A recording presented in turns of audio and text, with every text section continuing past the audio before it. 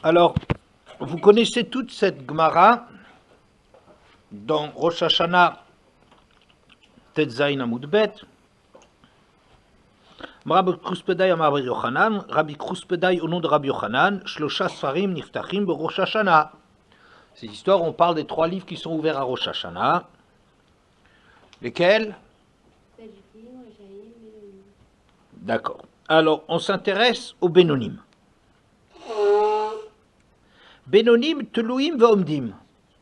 Les Bénonim, les moyens, sont en sursis. Mais Rosh Hashanah va Yom Kippour.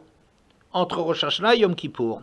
Zachou, si ils sont méritants, Nirtavim le Chaim, ils sont inscrits pour la vie, Lo Zachou, Lo Nirtevu la Mita, sinon ils sont inscrits pour la mort. D'accord? Bien. Tout le monde connaît ça. Donc, les Bénonim, ça veut dire ceux qui n'ont pas franchi victorieusement le premier obstacle de Rosh Hashanah. Donc ils sont encore Telouim Vomdim, ça veut dire en suspens, en sursis. Et on va les examiner pendant cette semaine. Zachou, ils ont réussi, ils sont écrits comme les tzadikim qui ont déjà eu leur bulletin à Rosh Hashanah, la Chaim. Sinon, ben, ils sont inscrits pour la mort, comme les Roshaim, n'est-ce pas? On connaît ça. Bien. Le Rambam, dans les Ilchot Tshuva, on le rapportera tout à l'heure, Perek Gimel Halacha Gimel, traduit Asut Tshuva ou Lo Asut Tshuva, lui parle d'Asut Tshuva ou Lo Asut Tshuva. S'ils ont fait Tshuva, c'est ça ce que veut dire Zachou. Parce que dans la Gemara dit, s'ils sont méritants, ils sont inscrits dans le livre de la vie, c'est-à-dire s'ils ont fait Tshuva. Hein, c'est ça ce que ça veut dire. La question que je me pose est la suivante. Les Bénonim, c'est quoi? C'est des gens, on verra encore qu'est-ce que on va donner comme traduction de Bénonim, mais c'est des gens au milieu, d'accord, entre les tzadikim gemurim, entre les reshaim gemurim. Est-ce que ça concerne beaucoup de gens? Est-ce que ça concerne peu de gens? Il y a du monde, quoi, de toute façon. Mais c'est des gens qui n'ont pas encore décidé de quel camp ils sont. Hein? Dans leur vie, ils ne sont pas encore décidés. Alors, on dit comme ça. S'ils méritent, ça veut dire, Rambam, Asut Tshuva, ils font des efforts, font Tshuva. Là, ils sont inscrits comme les tzadikim gemurim, avec quelques jours de sursis, mais pour la vie. Le Zachou, ils font pas Tshuva, ils sont inscrits pour la mort. Pourquoi? C'est des gens qui sont moyens. C'est des gens qui sont pas, ils sont pas nuls. Ils sont ce qu'ils sont. C'est pas des tzadikim gmurim, je veux bien, mais ils sont loin d'être des roshaim. Qu'est-ce qu'on a besoin qu'ils fassent tchouva pour être inscrits pour la vie? Et s'ils ne font pas de tchouva, ils sont inscrits à la mort. Ils n'ont pas fait de tchouva, ok, ben ils restent moyens. Alors je ne sais pas ce qu'il faut inventer comme catégorie, comme sanction des gens qui ont été entre Rosh Hashanah et Kippour sans avoir vraiment remis les choses en question, sans s'être remis en question. Mais de là à ce qu'ils soient inscrits pour la mort, je trouve que c'est une sanction tout à fait exagérée. D'autant plus qu'on nous dit tout le temps, tu sais, Hachem, Matéklapé Chesed, il regarde toujours le côté positif des choses, il n'enregistre pas les fautes tout de suite, il commence à ce que le compteur il doit être parti avant que Hachem il commence à compter les fautes. Et tout ce qu'on dit dans toutes les slichot et tout ça, Hachem il est tout le temps, c'est un père Arachaman, un père qui a pitié et tout ça. Ici, on voit que pour les Bénonim, ils ont une seule solution, la révolution. La révolution, ça veut dire révolution intérieure, tchouva. N'est-ce pas? Alors, les inscrits pas pour la vie, mais les inscrits pas pour la mort. C'est quand même trop cher payé pour des gens qui sont quand même des gens corrects. Vous comprenez? C'est comme si on disait, je ne sais pas, dans un examen, comme si on disait dans un examen, tu es entre 8 et 12, hein, tu es un Benoni, eh ben, si tu fais pas un vrai travail d'avoir au-dessus de 12, ou je sais pas trop quoi, eh ben, t'as perdu ton année. Faut pas exagérer. C'est quand même un élève de 8 à 12 qui est pas si mal. Et au moins ceux qui ont déjà la moyenne, parce que Benoni c'est peut-être plus large, hein, c'est peut-être 6 à 14. Hein? Alors quoi, tout ce qu'il a, quand même il est pas mal ce gars-là. Ah non, condamné à mort. D'accord? C'est tellement contraire à tout l'esprit de Rahmanout, de compassion, de pitié, de miséricorde d'Hachem. On ne le dira jamais assez, comme Hachem il a pitié de nous de tous les côtés, c'est plus qu'un père. Et là, avec les Bénonim, waouh, tu fais pas positivement tchouva, voilà, rachat. Tu as le même sort que les Rochaim. Vous entendez la question?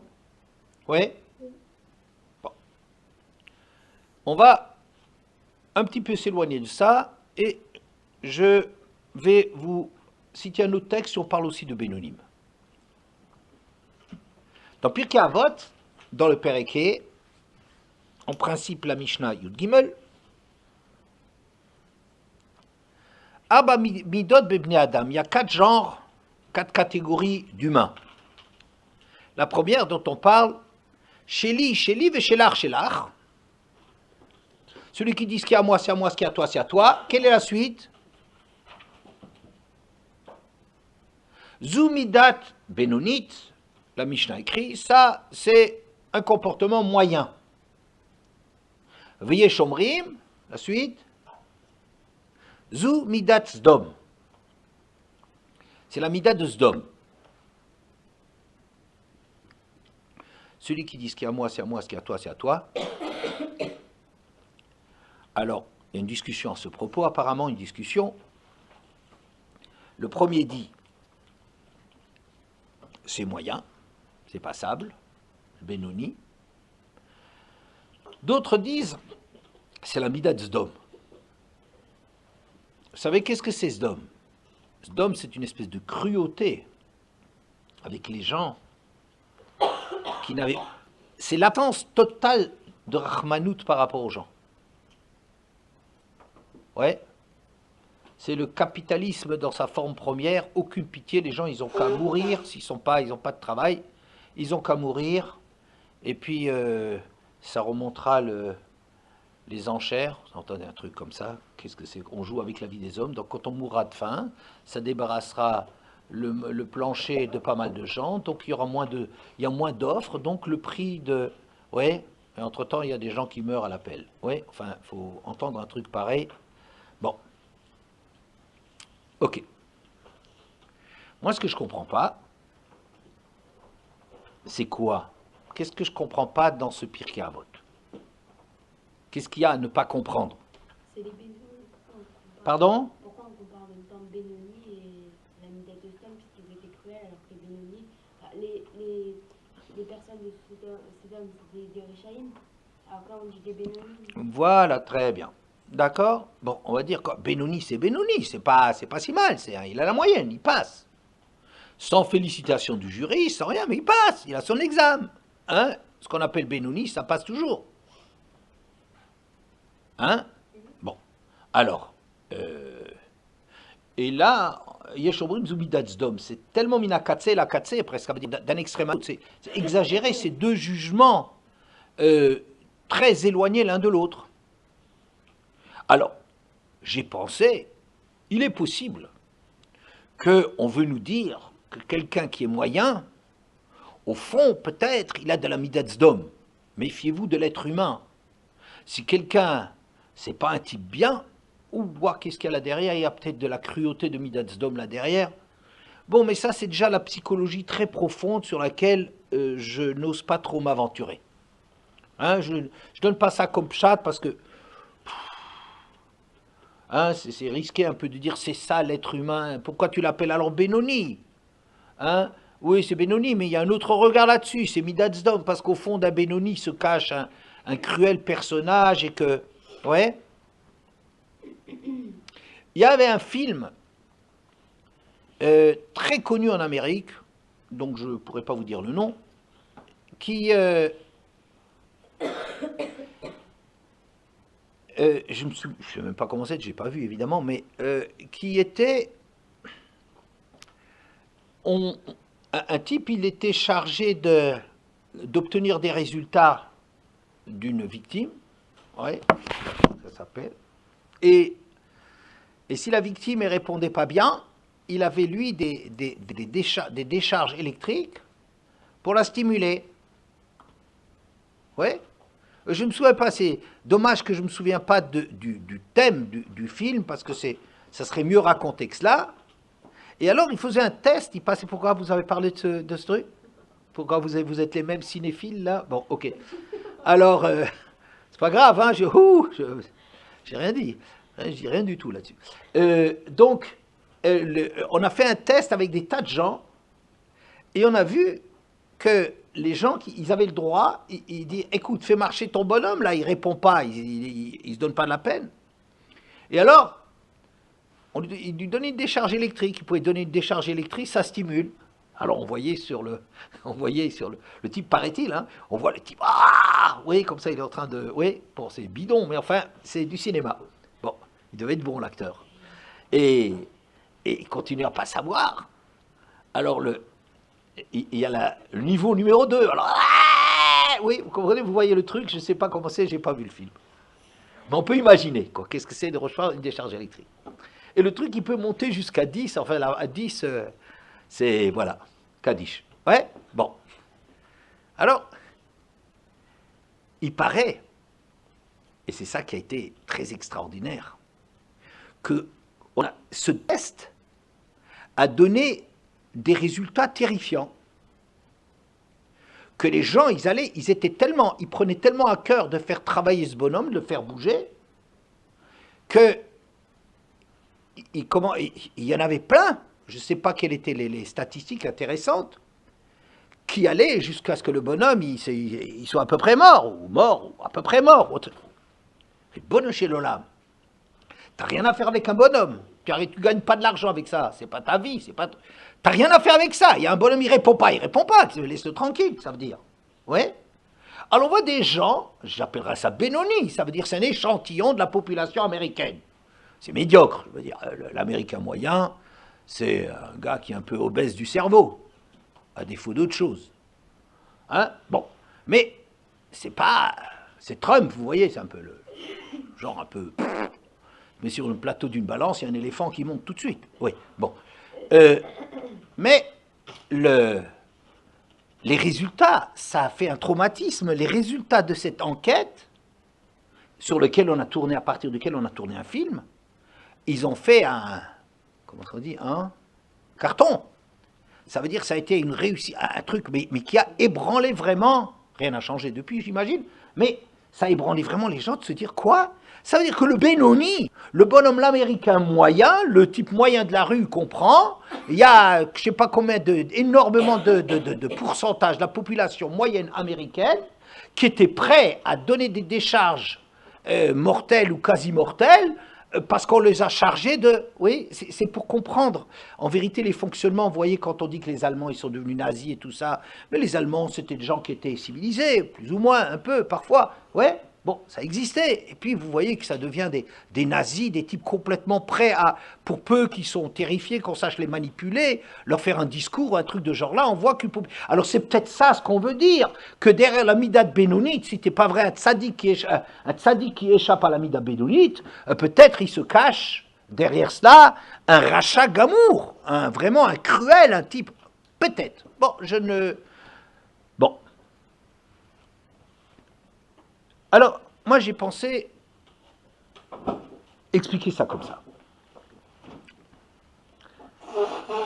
Les commentateurs disent, avant que je vous explique qu'est-ce que je pense que c'est ce Benoni là, que en principe c'est pas dans les questions d'argent. C'est pas chez lui mon argent il est à moi, le shelcha, shelach, ton argent tu le gardes. Oui, parce qu'il y a déjà d'autres Mishnayot, en Pirkei Avot, qui dit Arba midot benotet tzedaka.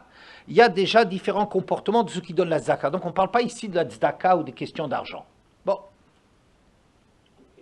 Mais je me suis demandé, qu'est-ce que ça veut dire qu'est-ce que c'est comme style de personnage, de personne? Quelqu'un qui dit Sheli, Shelar, qu'on qualifie de Benoni. On laisse Midat Sdom de côté. D'accord? Je dis, qu'est-ce que c'est comme genre de personne? À qui on a affaire? Oui?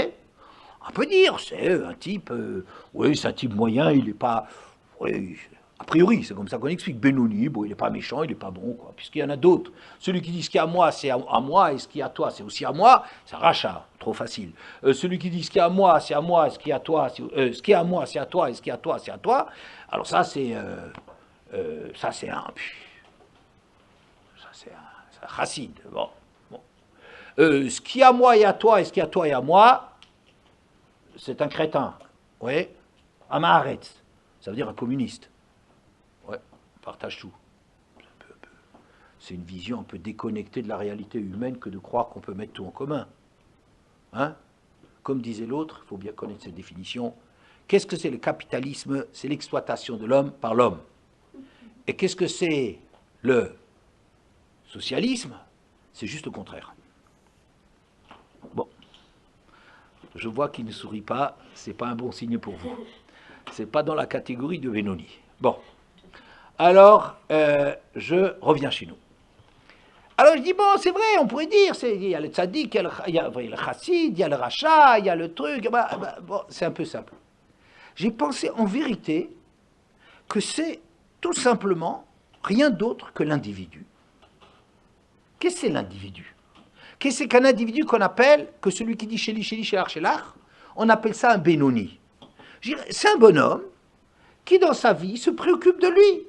Il n'a rien à faire avec les autres, ça veut dire qu'il a un problème, c'est par exemple un bon juif, son problème, c'est les problèmes qui le concernent. Il n'est pas a priori concerné par les problèmes d'autrui. Moi, par exemple, je sais qu'il faut avoir du olam haba, il faut avoir des srouillottes, etc. Bon, mais qu'est-ce qu'il y a? Je suis dans mon monde à moi. Mon centre du monde, c'est moi. Adam Karov et Tselatzmo. C'est quelque chose de tout à fait spontané, naturel. Un homme, il est proche de lui, qu'il avait été proche de soi. Ben, je suis préoccupé de moi. Et l'autre, je le laisse là où il est. Et c'est ça ce qu'on qualifierait de mida bénonite. Qu'est-ce que ça veut dire bénonite? Ça veut dire, c'est pas mal. C'est pas mal, on commence tous comme ça. Ça veut dire, on commence tous à être comme ça, préoccupés. Je ne sais pas, à Rosh Hashanah, avant de prier pour quelqu'un, vous priez pour vous. On prie pour soi, on fait des mitzvot pour soi, on étudie pour soi. C'est normal, c'est pas qu'on est méchant par rapport aux autres, on n'a rien de méchant par rapport aux autres. Seulement, ça veut dire, je suis concentré sur moi et c'est normal d'être comme ça. Adam Karovet, c'est l'atzmo, un homme, naturellement, spontanément, il est proche de lui-même plus que du reste du monde. C'est comme ça, il n'y a rien de méchant là-dedans. Mais non, c'est pas un tzaddik non plus. Pourquoi c'est pas un tzaddik? Mais parce qu'il n'est pas arrivé à dépasser cela et à sentir qu'il fait partie d'une humanité ou d'un clan d'Israël ou d'une histoire ou de je ne sais pas trop quoi. Il n'est pas encore arrivé à cela. Mais je dis, le bonhomme, il est pas mal. Il est pas mal. C'est comme ça que je l'explique, que ce n'est pas une question d'argent qu'on qualifie de Benoni pour dire, ce bonhomme-là, il est pas mal, mais je veux dire, il y a largement mieux. Les tzadikim, c'est tout à fait autre chose, c'est une autre façon de vivre. Mais on ne peut pas lui reprocher d'être quelqu'un préoccupé par lui-même. Mais c'est normal d'être préoccupé de soi-même. À le vaille que tout le monde soit préoccupé de soi-même. Oui? Bien. Bon. Alors,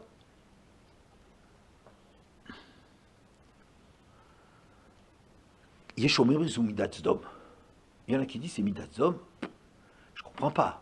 Si le bonhomme, c'est simplement un type normal au départ, pourquoi ça devient Midatzom? Pourquoi il y en a qui appellent ça Midatzom?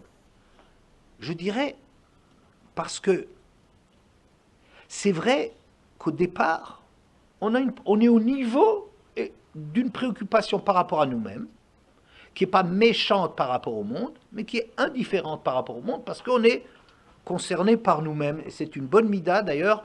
Commence à te préoccuper de toi-même, les choses commencent à partir de là, on ne devient pas sadique comme ça, on ne saute pas d'étape, ça n'existe pas. Ça, c'est des rêves, que de croire qu'on peut tout de suite viser d'être un sadique. Il faut déjà être un type normal, et un type, à partir d'un type normal, on s'élève. D'accord? Bien. Le problème, c'est comme ça on est au départ, mais on peut s'ancrer là-dedans. Ça veut dire, on devient béchita comme ça. Ça veut dire, parce qu'au début, Bon, je ne suis pas concerné par le monde de l'autre, c'est pas méchant. Mais à force d'être concentré autour de moi et de ne pas m'éveiller progressivement, de grandir, de mûrir, Vaïgdal Ayelet Vayetse Elechav, comme on dit, Daniel Epstein, c'est mes amis, il rapportait un truc. Moshe, Vaïgdal Ayelet, il a grandi, Vayetse Elechav. Ça veut dire il est sorti. Il est allé vers les autres. Oui. Alors, ça, en vérité, avec le temps, avec la maturité, on se rend bien compte, on n'est pas seul au monde. Il y a les parents, il y a les frères et sœurs, il y a la famille plus large, il y a la communauté, il y a la classe, il y a le clan Israël, il y a tout ce qui se passe dans l'univers, il y a Kadosh Baruch Hu. Ça veut dire, c'est pas... Les choses de la vie doivent nous donner un peu de réflexion et de maturité pour qu'on arrive un petit peu à se dire, mais l'enjeu du monde, c'est pas seulement que moi je tourne autour de moi, c'est petit ça, c'est pas un horizon extraordinaire, et on est invité par la vie, par l'expérience, avec l'âge, de devenir un peu plus grand. D'accord? De devenir grand. Ce bonhomme-là, qui resterait toujours à Chéli, ça veut dire que chez lui, il s'est replié sur lui-même. Ça devient au début indifférent. Ça veut dire pas concerné. Au début, je ne suis pas concerné par les autres, c'est normal. Un enfant, il est concerné par lui-même, et c'est important parce que pour sa propre survie, il faut qu'il crie quand il a faim. Oui, il faut qu'il exprime Bon, c'est normal. Mais, au début, ce que ça veut dire, on n'est pas concerné, c'est comme ça que je traduis, chez là, je ne suis pas concerné par ce qu'il y a à toi. Chez toi, c'est ton monde à toi, c'est pas mon monde à moi. Mais, ce qui est au début, je ne suis pas concerné, ça finit par être de l'indifférence. Et cette indifférence va se muer en cruauté avec le temps. C'est-à-dire, j'en ai rien à fiche. Vous savez, ce genre de truc, écoute, le gars, il a qu'à travailler, il a qu'à se débrouiller. Moi, je me suis bien débrouillé. Bon, ça, c'est dans les questions d'argent, mais je veux dire, dans tous les problèmes, on pourrait dire quelque chose un peu du même genre, de dire, j'en ai rien à fiche, et que, au contraire, je suis jaloux de l'autre. Alors, ce truc-là, qui au début est un moyen de départ, c'est le point de départ du développement psychique d'un individu, ça, si on s'enferme là-dedans, ça change tout à fait. Ça veut dire que le gars, il a une nature de sale type. C'est le type, il fait un accident, il ne s'arrête pas. Surtout pas. Pourquoi? Parce qu'il a surtout pas vu, pas pris. Surtout se pas se faire attraper, il continue à être tellement préoccupé de lui-même qu'il est responsable dans quelque chose dans le monde d'autrui, mais hop, son problème c'est surtout pas assumer. Réclamer, pas assumer. Vous voyez, il y a des glissements qui font que, je pense, cette Mishnah n'est pas une marloquette, c'est pas une discussion, c'est pas un désaccord, c'est simplement d'exprimer des niveaux différents de Sheli, Shelar. Au départ, c'est Midat Benoni, c'est le truc normal, habituel, mais Yeshomrim Zu Midat Zdom, c'est une mise en garde. Cette histoire-là, ça peut devenir, quand ça devient une nature, quelque chose de profond, ça devient quelque chose de terrible. Vous voyez ? Ça devient une indifférence, une cruauté par rapport ça veut dire que je prétends diriger le monde avec mes règles à moi. Et la règle, c'est que moi j'ai raison. La deuxième règle, je n'ai pas tort. La troisième règle, gare à celui qui... Les 10 commandements. Oui. La troisième règle, gare à celui qui prétend me dire quelque chose. Vous voyez, c'est un truc dans lequel on va mettre en place des lois, hein, des lois qui tournent autour du fait, moi, etc. D'accord? Et toujours moi. Vous avez compris? Bien. Revenons à notre histoire de Rosh Hashanah.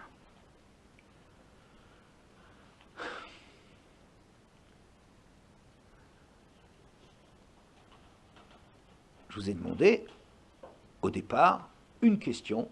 Comment se fait-il que quelqu'un qui ne fait pas de chouva, un bénoui, un type correct, normal, comment ça se fait qu'un bonhomme pareil, il est condamné? C'est pas, j'ai dit quand même, c'est quand même un type pas mal. Oui, c'est quand même un type pas mal. Alors, je vais rapporter le Rambam, mais je ne m'éloigne pas de cette histoire-là du Benoni là de tout à l'heure. Le Rambam, dans la troisième halakha du Perek Gimel de Hilchot Teshuva, ou Geshem, Sheshoklin Zuchuyot Adam Avonotav Beshat Mitato, car Bechol Shana Veshana Shoklim Avonot Kol Echad Vechad, Ibaya Olam, Im Zuchiotav, Biyom Tov Shel Rosh Hashanah. Et de la même façon qu'à 120 ans, à la mort de l'homme, on va faire le bilan de sa vie et peser ses mérites face à ses fautes. De la même façon, ce calcul a lieu à Rosh Hashanah chaque année où on pèse le mérite et les fautes.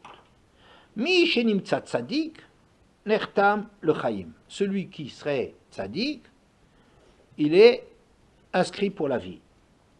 Mi shenim tzaracha, nertam le mita. Celui qui se trouve être coupable, ça veut dire que les fautes l'emportent d'une façon significative, celui-là est inscrit pour la mort. Va Benoni, maintenant on parle de notre Benoni, et notre Benoni, Tolim Oto Adiom Akipurim, on lui laisse en attente jusqu'à Yom Kippour.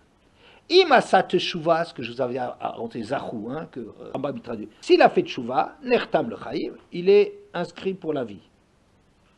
Ve'imlav, nertam le mita, sinon c'est pour la mort. Ok? Bien. Ce Rambam, en vérité, extrêmement difficile. De toute façon, il faut savoir que les textes de Rosh Hashanah, quand vous avez ces textes de Rosh Hashanah, je trouve que c'est quelque chose qui a l'air simple, et qui est d'une complexité extraordinaire. Ça veut dire que chaque fois on trouve des nouvelles questions, des nouvelles remarques et tout. Et si vous avez eu plusieurs cours, ça veut dire qu'il y a des sensibilités, des compréhensions et des difficultés pour chacun dans son domaine. Il ne faut pas s'étonner parce que c'est à la réflexion, il y a des trucs qui sont extrêmement durs. Je vais vous dire, par exemple, certaines difficultés que j'ai sur le Rambam. Le Rambam dit comme ça, qu'est-ce qui se passe à Rosh Hashanah? Ce qui se passe à Rosh Hashanah, on va compter, on va faire les comptes. Ok. Alors, si le bonhomme, il est bien, la vie. Il n'est pas bien, la mort. Entre les deux, il faut qu'il fasse tchouva, sinon c'est la mort. Oui. Question extrêmement connue, mais pas seulement sur le Rambam. Mais on voit très bien qu'il y a des Rochaïm qui vivent jusqu'à un âge relativement avancé. Et il y a des tzadikim aussi, un jour ou l'autre, ils vont quand même mourir. C'est pas si simple que ça. Qu'est-ce que ça veut dire? On est inscrit pour la vie. On est inscrit pour la vie, je ne sais pas exactement, il faudrait définir. Qu'est-ce que ça veut dire être inscrit pour la vie? Puisque de toute façon, je veux dire, on a l'impression qu'on vit. Parce que de toute façon, comme c'est marqué, que Bene Chayuzone, lo besruta taliamita et la bemazla taliamita. Le fait d'avoir des enfants de la parnassa et la durée de la vie, ça dépend pas du mérite, tiens donc, Zachou, ça dépend pas du mérite, mais ça dépend du masdir, des données de départ que chacun a avec lui. Donc ça veut dire que quoi? Ça veut dire que la durée de la vie, et c'est pas un truc comme ça qui est... C'est pas quelque chose qui est décidé à Rosh Hashanah. Alors, évidemment, vous pouvez faire comme ça de la gymnastique là-dedans pour essayer. De toute façon, il y aura beaucoup de gymnastique dans toutes les réponses. Mais qu'est-ce que ça veut dire que ça ne dépend pas du srout? Ici, on est en train de dire, s'il a fait du srout, il est inscrit pour la vie. Oui, bon.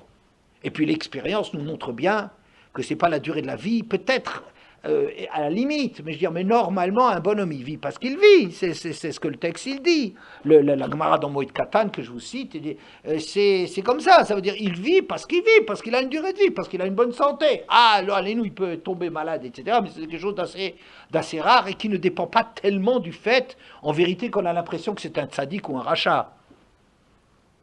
N'est-ce pas? Alors déjà, il faudrait comprendre... mais c'est un problème général. Qu'est-ce qu'on fait avec ces textes qui nous disent que la durée de la vie, c'est une donnée de la personne? Un type qui est costaud, ses parents, ils ont vécu jusqu'à l'âge de 90 ans. Lui, il a des chances, il a plus de chances de vivre jusqu'à 80-90 ans qu'un bonhomme dont les parents sont morts jeunes pour des maladies héréditaires ou des trucs, ou le cancer. Bon, pour des trucs, on ne va pas dire les noms. C'est comme ça que ça se passe. Deuxièmement, si à Rosh Hashanah, vraiment, on était condamné à mort, ou à vivre. Et faire tchouva, ça veut dire, faire tchouva. Alors, je ne comprends pas, pourquoi est-ce qu'à Rosh Hashanah, on n'entend rien de plus que le cri du chauffard? Ben zut, il faudrait être là, en train, inscris-nous dans le livre de la vie, inscris-nous dans le livre de la vie, je veux vivre, je veux m'améliorer. Il faudrait que tout Rosh Hashanah soit tourné autour de la tchouva et des Maasim Tovim. Si vraiment ce qui va se jouer à Rosh Hashanah, c'est le fait de vivre, alors on est en présence de quelqu'un qui est dans la balance, on ne sait pas comment est-ce que ça se balance, ouais, on ne sait pas où ça penche. Alors lui, il doit dire, Hachem, regarde-moi pour le bien, je t'en prie, regarde, je veux m'améliorer. Est-ce qu'on dit après Rosh Hashanah, on devrait dire surtout à Rosh Hashanah? Je veux bien que Rosh Hashanah, c'est le début des Yemei Teshuvah, ça veut dire on n'a pas encore la force de parler. Et ce moment, c'est un cri qu'on pousse vers Hachem. Je veux bien. Mais je dis, mais alors quoi? Déjà, quand tu as fini de crier, alors c'est déjà fini, c'est déjà terminé pour certains. Et puis, c'est quand même drôle, si on a terminé à Rosh Hashanah, au moins pour certains, comment ça se fait qu'après il y a les Aseret Yemei Teshuvah où on commence à se mettre en mouvement pour faire Teshuvah? Avinu malkeinu chatanu fanecha, Hashamnu baganu, c'est après, c'est pas Rosh Hashanah qu'on fait, c'est après. Et alors comment ça se fait qu'à Yom Kippour, c'est une journée, on fait que Slicha Kapara ou Mechila? Oui, et ça, c'est aussi vrai pour les tzadikim, je veux dire, tu devrais supprimer les tzadikim. Il y a des gens pour qui ça serait pas... Bon, on ne sait pas si on est tzadik, quoi. Alors ils vont jeûner à Yom Kippour, ils vont faire tous les difficultés de Yom Kippour, alors qu'ils sont peut-être inscrits dans le livre de la vie. C'est pas vrai, ça, c'est faux. Puisqu'on voit bien que tous les juifs ont une mitzvah absolument carette, sous peine de carette, de retranchement, de faire Yom Kippour. Alors Yom Kippour, il existe pour tout le monde. Alors, et c'est ça qui est sur les fautes. Donc qu'est-ce que le Rambam, il dit, ou qu'est-ce que la Gemara dit? C'est pas de la faute du Rambam. Le Rambam, il étudie les Gemarot. Mais qu'est-ce qu'elle veut en disant on pèse nos mérites, etc. Mais ce qu'on est inscrit, c'est pour la vie et la mort. Ouais. Alors, pour ces raisons, j'en ai encore d'autres, disons, je dirais que ça ne touche pas le jugement de la vie ou de la mort, c'est pas la punition des actes, bien qu'on voit que le Rambam dit, voilà, on mesure, etc.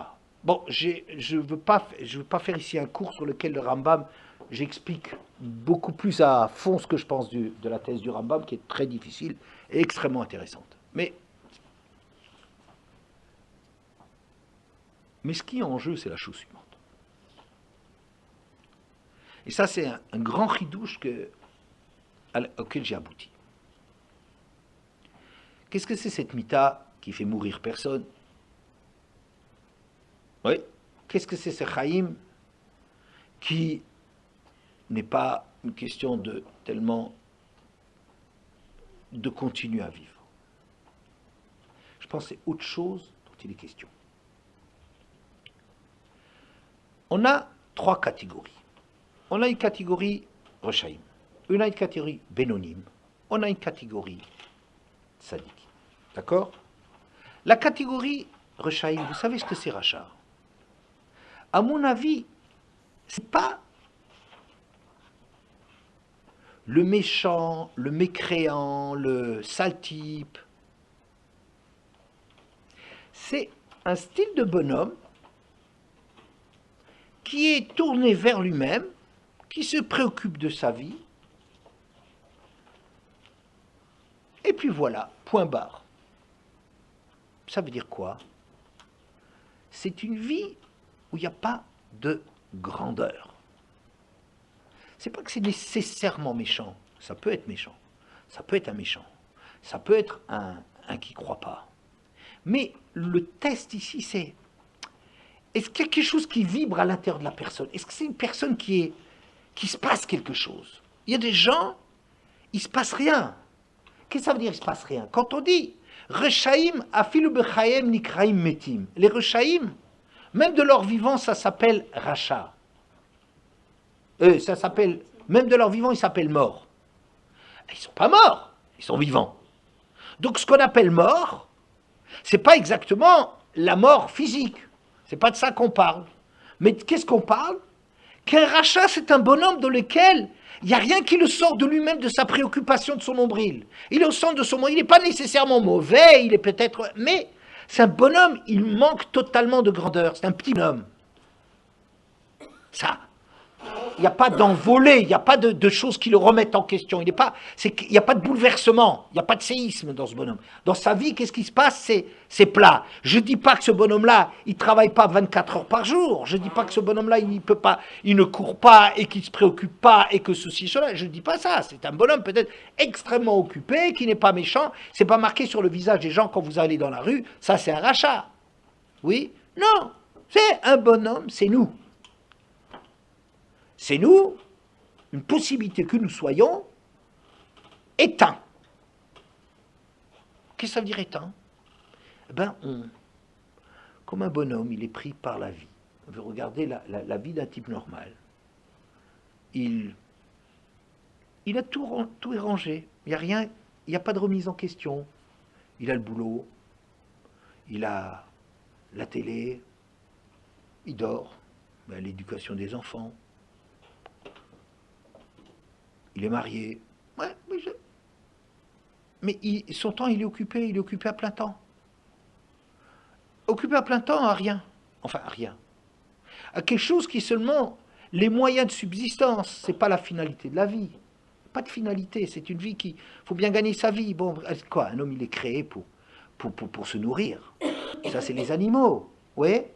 Mais en vérité, la plupart des gens sont partiellement, au moins, ils sont comme ça. C'est-à-dire que ils n'ont pas de chéifote. Ils aspirent pas à quelque chose. Vous comprenez? Ils sont pris par le temps. Une personne, ça s'appelle métim. Ça veut dire, il n'y a pas de rouhaniout là-dedans. Il n'y a pas de souffle de vie là-dedans. La rouhaniout, c'est le roi Chaim, quoi. Ça manque de respiration. Ça manque de... que ce bonhomme-là, il soit capable de grandeur, de se dépasser, d'être autre chose. Ouais.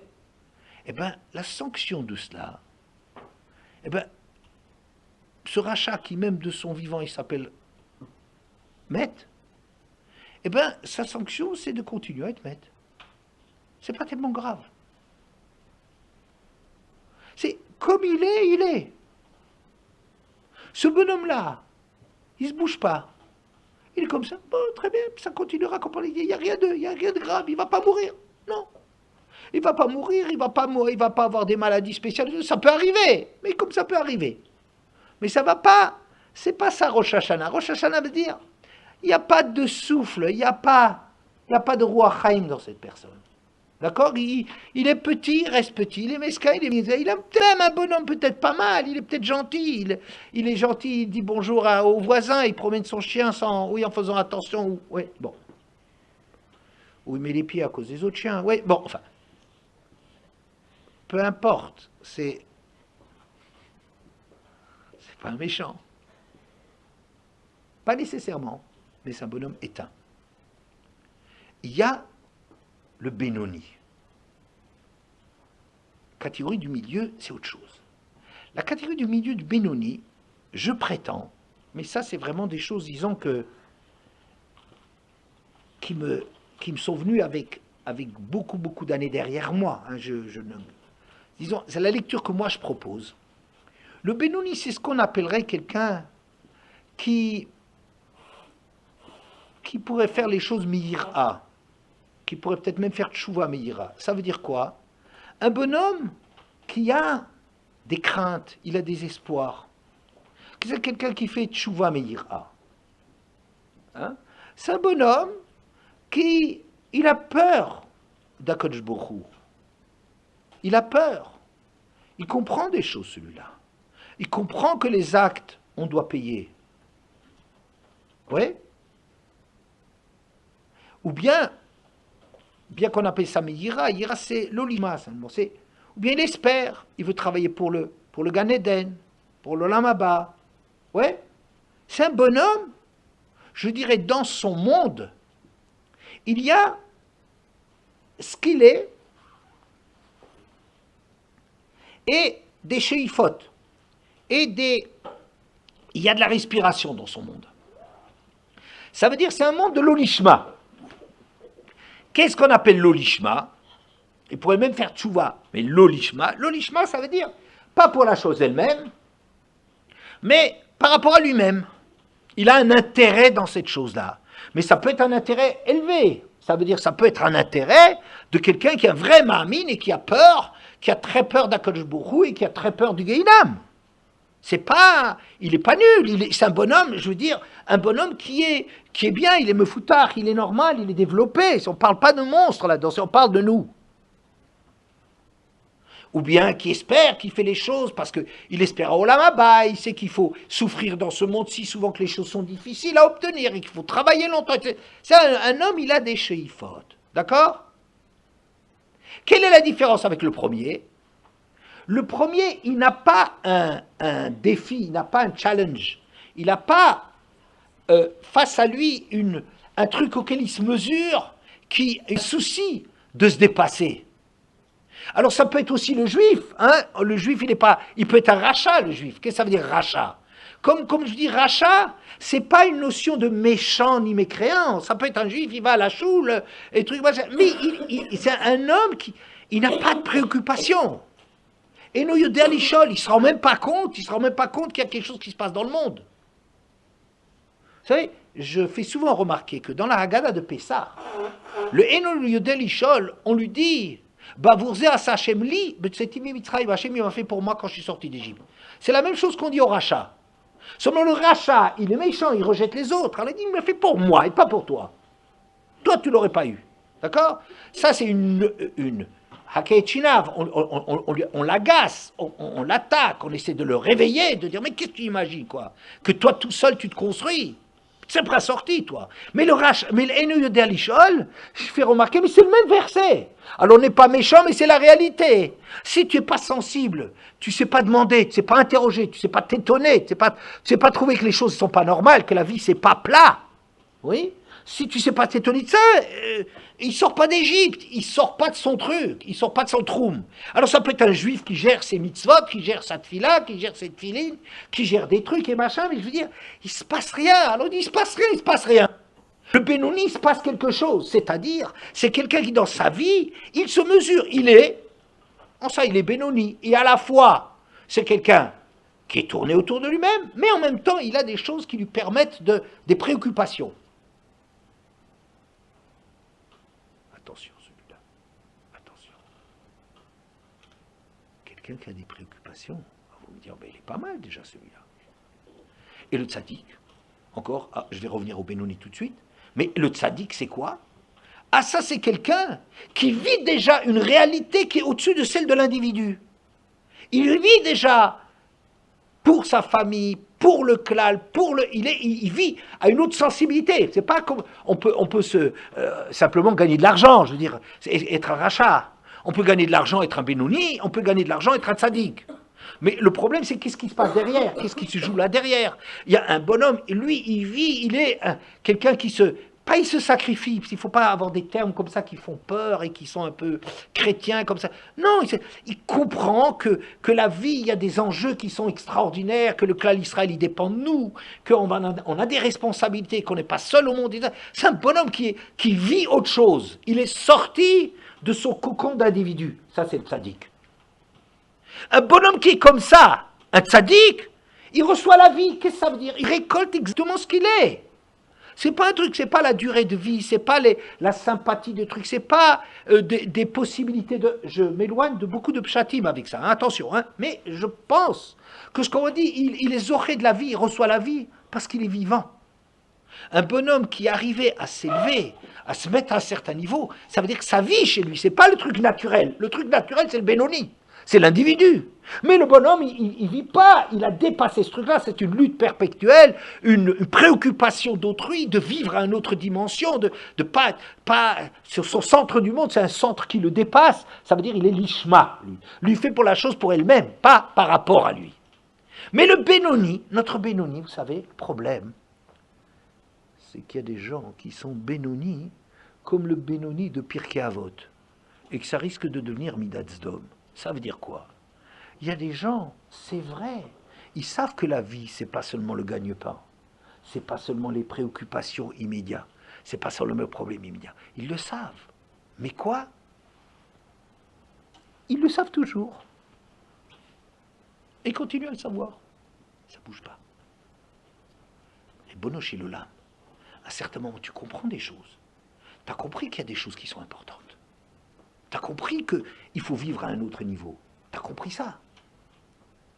Comment c'est possible que Rosh Hashanah soit là? Qu'on est en train de mesurer ton droit à la vie. Je ne rentre pas dans... Hein, il se joue quelque chose d'important. Tu es jugé. Tu comparais devant Hachem. Et toi, tu continues à être un Benoni. Alors ça veut dire quoi? Que c'est de la théorie. C'est de la théorie, tes idées de te mesurer à des grandes choses. T'es un intellectuel. T'es un philosophe, dans un mauvais sens, vous comprenez? Ça veut dire des gens, c'est du blabla. C'est du discours. Alors ils font des beaux discours, ils font des cours au SEB. Je parle de moi. Vous comprenez? On parle de nous. On parle de gens, on est capable de faire des bons cours et des trucs et des machins.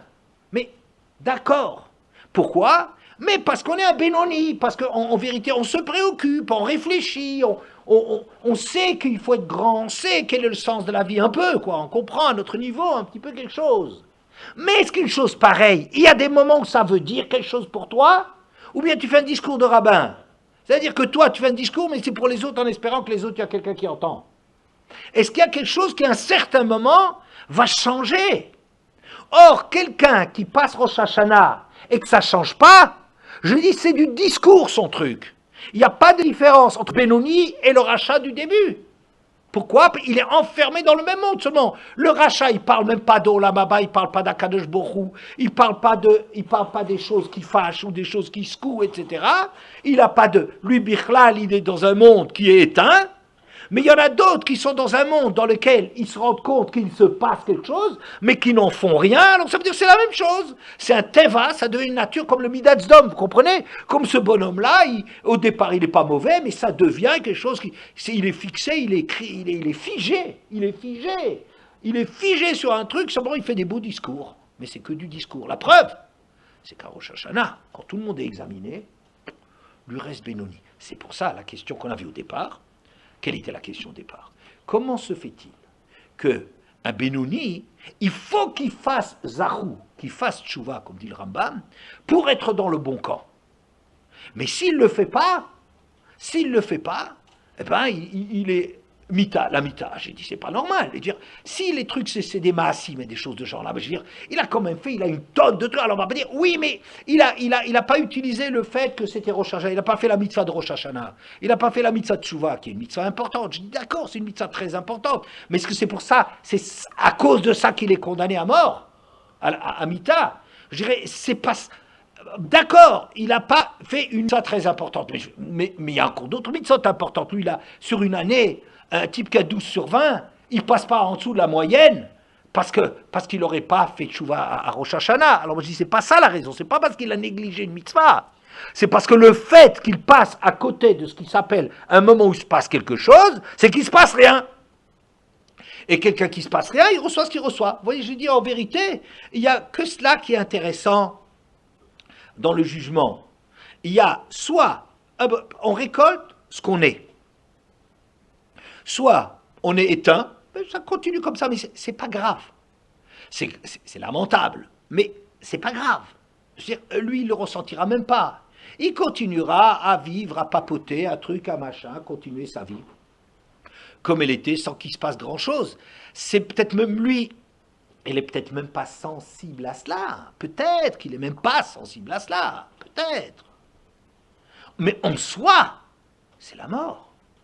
Les Rishaïm, ils ne sont pas nécessairement malheureux parce qu'il dit Afilu b'chayim nikraim metim. Même tant qu'ils sont vivants, ils s'appellent déjà morts. Ils sont peut-être pas malheureux de ça. Ils sont pas conscients même de cela souvent. Il dit c'est pas ça qui est. Ce qui est malheureux, c'est en soi. C'est que race de shalom que je sois quelqu'un comme ça. Race de shalom que moi qui sais qu'il y a des trucs qui sont importants.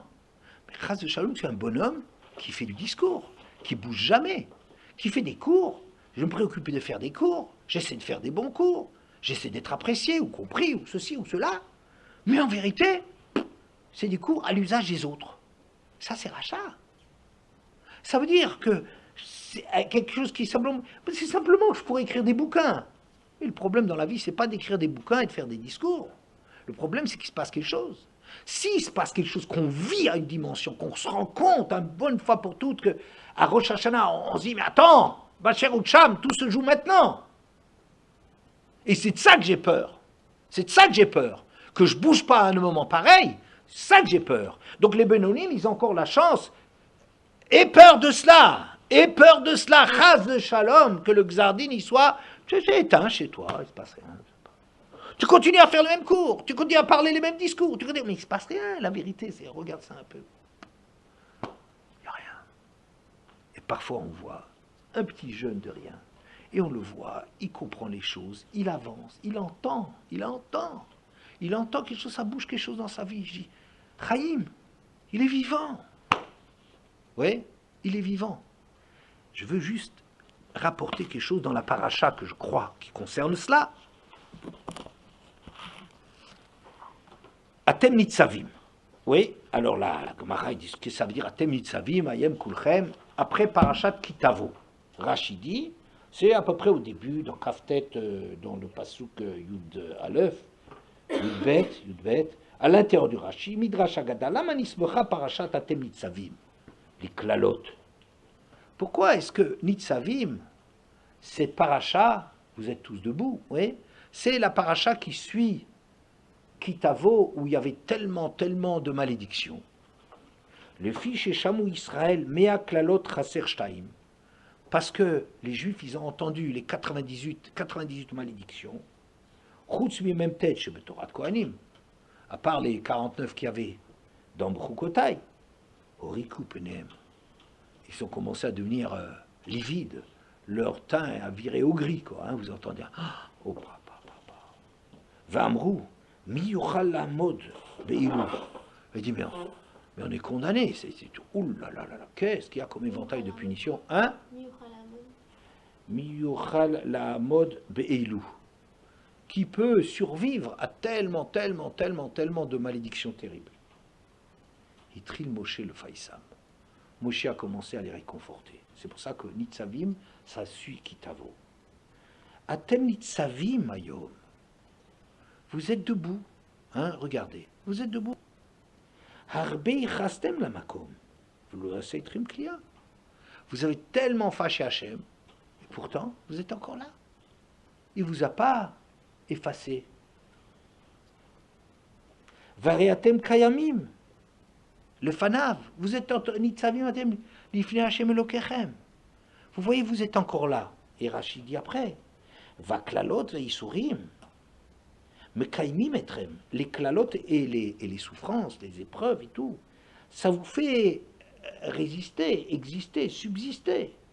Ou metzivim etrem, et il vous dresse, ça vous fait grandir, ça vous redresse le fanav. Vous voyez? Ça veut dire quoi?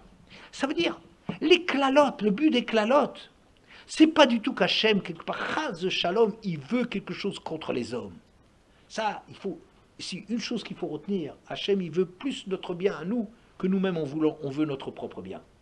Qu'Hachem, il veut plus le bien pour nous que des parents qui nous aiment, ils veulent du bien pour nous. Ça, c'est un klal et une lazouz mikad. Ça, c'est incontournable. Ça, c'est sûr. Ah, vous avez des klalotes. Tu sais pourquoi les klalotes? Parce qu'on a besoin de secouer une personne. Parce que dans sa vie, on veut le secouer, parce qu'en le secouant, c'est que ça... Le problème, c'est de sortir du Benoni. C'est-à-dire de sortir d'être un bonhomme qui n'est que ce qu'il est. Ça, c'est la chose. Qu'il soit mort. Pourquoi il y a tellement de klalotes? C'est pas parce que l'intention, chas de shalom d'Hachem, c'est de leur demander des comptes pour les tuer. Mais quand on pèse mitzvot, je dis c'est exactement la même chose. Le but de la manœuvre n'est pas du tout de les enfoncer. Le but, c'est de leur aider, parce qu'on les secoue. Quand on secoue quelqu'un, le but de le secouer, c'est pas de lui faire mal, c'est qu'il se réveille. Qu'il se réveille, c'est ça ce qu'on veut à Rosh Hashanah. On veut se réveiller. Tu crois que c'est Hachem qu'il faut réveiller? C'est toi que tu dois réveiller. Tu dois réveiller Hachem chez toi. Vous comprenez? C'est pas Hachem. Hachem, il est là, il est toujours attentif, toujours, il tend l'oreille. Mais nous, on a quelquefois des trucs comme ça, hein. On a un ciel qui est éteint, qui est mort, qui est silencieux. Et c'est ça le but des clalotes, c'est pour vous dresser, parce que l'enjeu, il est terrible. Il ne faut pas que l'homme, il reste moyen. Parce qu'un homme qui reste moyen, ça devient une midas d'homme. Parce que ce bonhomme-là, il fait des beaux discours, mais ça s'appelle rachat. Alors c'est ça que le travail qu'il faut faire dans ces jours-là. Maintenant, il y a un autre travail aussi, c'est-à-dire qu'il faut maintenant réfléchir à ses actions, il y a quand même des choses qui ont été faites, il faut réparer cela, il faut remettre... Mais c'est pas ça, à mon avis, la question de la mort et de la vie. La mort et de la vie, c'est quelque chose de plus important que cela. C'est est-ce que dans cette année, on va vivre quelque chose, il y aura du roi Chaim, de la Chayout, de la Rouchaniout, un roi Chaim en nous, ou bien ça va être une année pour rien. Vous comprenez, Chas de Shalom. Une année pour rien. Les années qui passent, qu'est-ce que tu as fait de ta vie? Alors peut-être j'ai gagné plein d'argent, mais vous savez bien, un type, il croit qu'il réussit sa vie parce qu'il a des trucs, des éléments extérieurs à mettre devant les autres pour que les autres ils soient jaloux ou quoi, mais c'est pas ça qui compte. Ce qui compte, c'est qu'est-ce que tu es devenu, qu'est-ce que tu t'es transformé, c'est ça toi, c'est toi qui est important, c'est pas ce que tu as avec toi. Voilà. Allez.